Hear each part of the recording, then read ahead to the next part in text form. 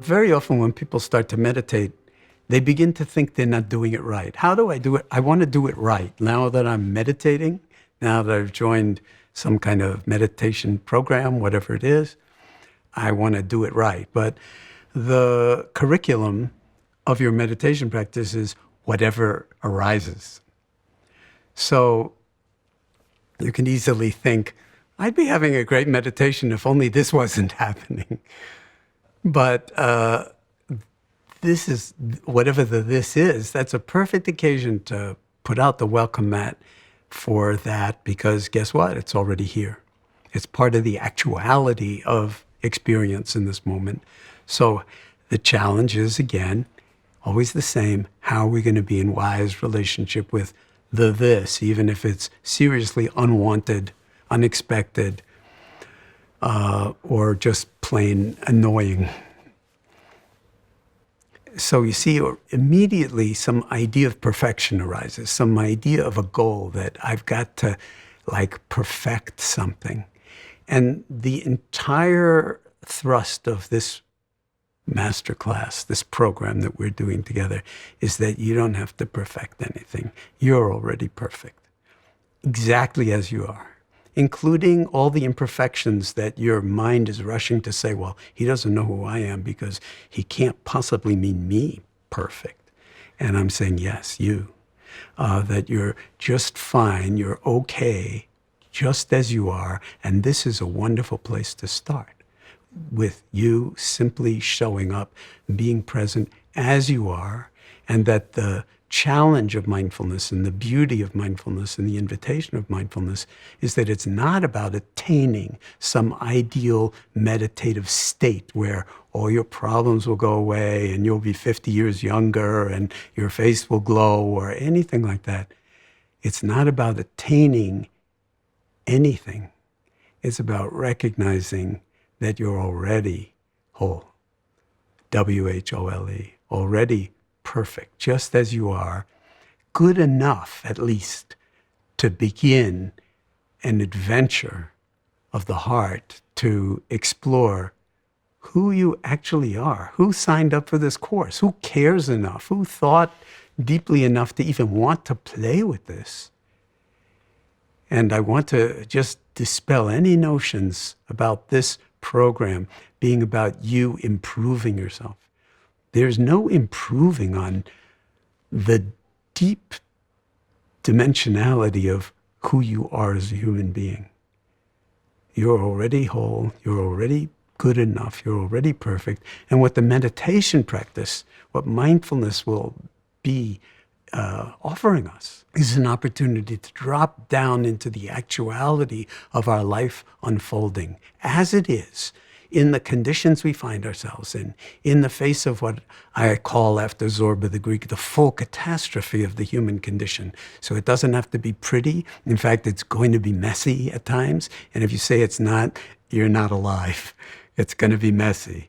And that's part of the curriculum. It's not something to pretend isn't happening. It's something to, in some sense, put the welcome mat out for, and then embrace in awareness whatever arises.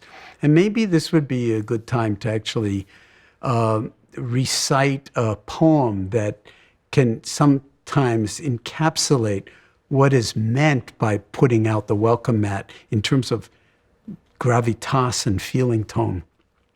And this poem is over 900 years old, and it's by a man named Jalaluddin Rumi, who many of you may have heard of, who's often described as a Sufi wild man or poet, but he recognized an enormous amount of the beauty and complexity in the world and how easy it is to miss the treasures that are already in your possession that you may never actually realize are resting right in your hands or in your heart or right under your feet, because often they're buried treasures, or you have to actually realize that they're available to you.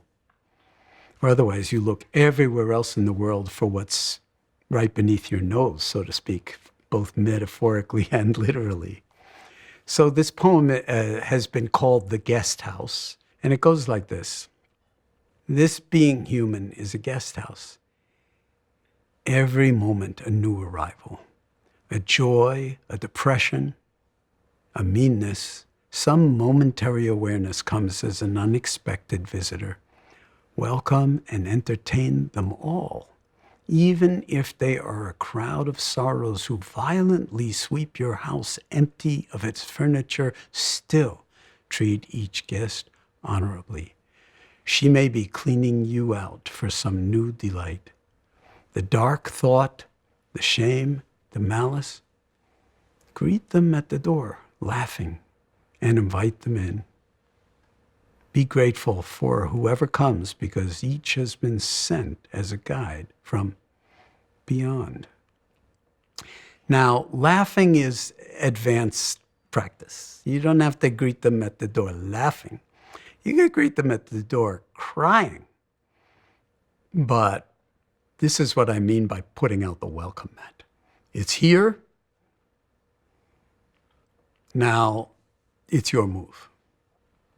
Like a chess game. It's here. How are you going to be in wise relationship with it? The key question that we've been asking from the very beginning. So you don't have to laugh. This is not about some kind of perfect way to greet the full catastrophe of the human condition. But that opening line, this being human is a guest house, says it all. Every moment, something or other, a new arrival. And then he doesn't, he says the dark thought, the shame, the malice. He's not saying happy, smiley faces. Dark thoughts, shame, malice.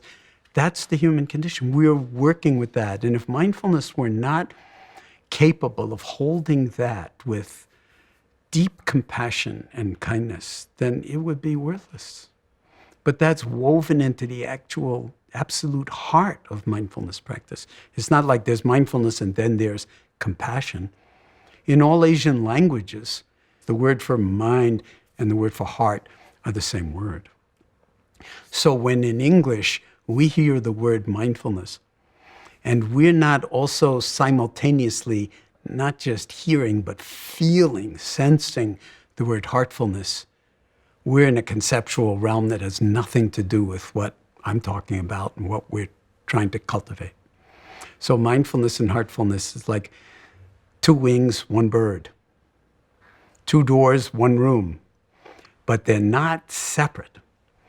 And so compassion and self-compassion and kindness are absolutely woven into how you take your seat, how you are in relationship to this breath coming in, and to whatever arises in the field of the mind, in the field of the heart, in the field of the body, or in the field of the world that requires some kind of meeting, response, appropriate recognition in the moment, so that life itself is the guest house.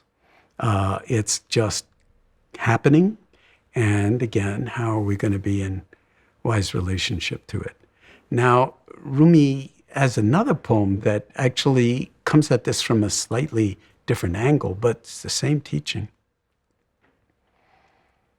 Today, like every other day, we wake up empty and scared.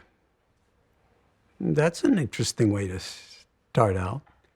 And maybe it's true. We've been focusing a lot on that moment when you wake up in bed. Very often, if you're not aware of it, you'll wind up in the bathroom before you know how you even got there. Or you'll wind up in the shower with your entire Monday morning first meeting in the shower with you, in your mind, as if you're not really in the shower. You're not feeling the water on your skin. You're not in the present moment because you're already at work, even though you're in the shower.